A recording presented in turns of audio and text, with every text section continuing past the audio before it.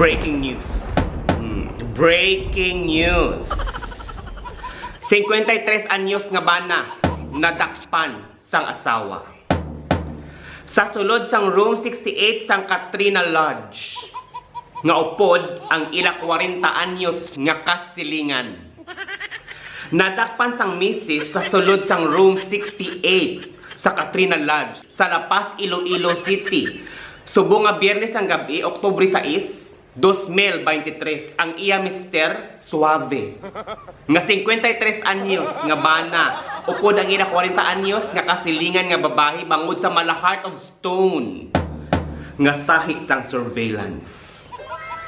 Nasundan sang ilahi mata ang duha sakay sa tricycle nga nagsulod sa room 68 sa Katrina Lodge. Gani, nagpangayo sang police assistant sa La Paz Police Station ang asawa kag iya bata agudakpon.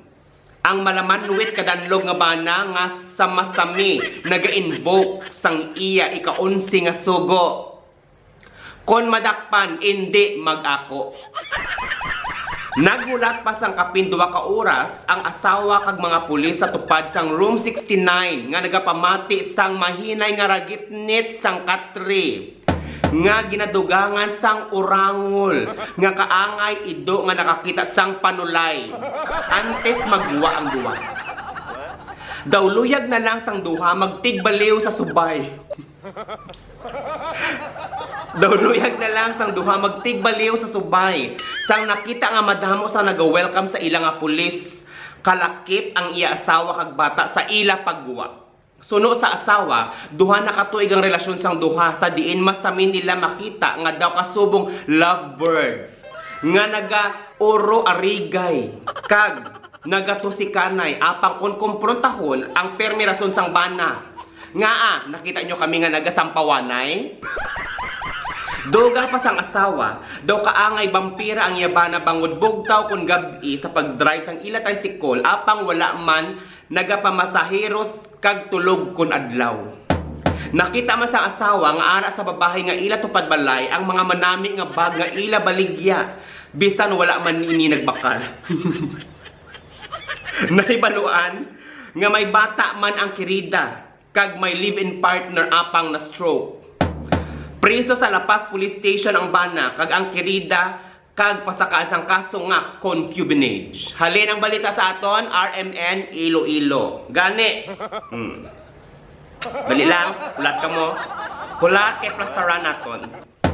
Oktubre pa lang nagpinalupok na kamo. Gani, Happy New Year sa inyo. Talayan nga numero sa loto, 68-69. Kay man sa room 68, degto sila nag-69. Gani, partido pipi, pongko, plastar pamati. Kay subong nga punto por punto. Basta gani gapakatol, ang bigatot mangita sang manog kalot.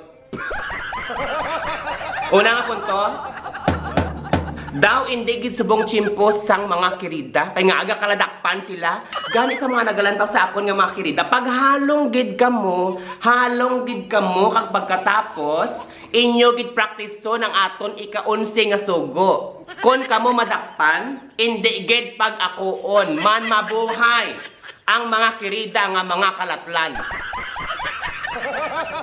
Gadwa nga punto, ang deadly combo.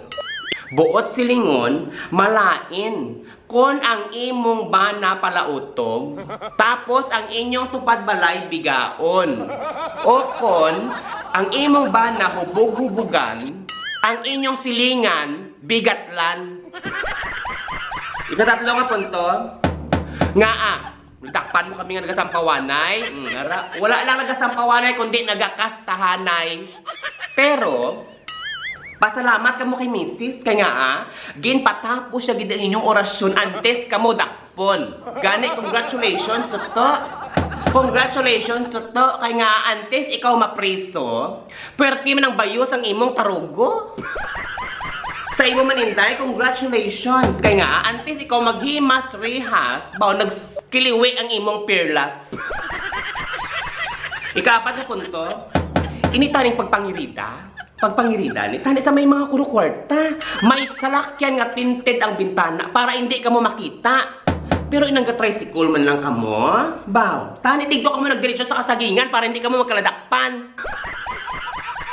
Sa limang punto, duha ka nakatuig nga ginainto. Bayai, simple. Imagine na, 2 years na sila sang imong tupad balay gapari na gama. Subong lang napahamak. Kay man ang imong banas, sungak-sungak. Sa putay sang inyong tupad balay nga baho man tabagak.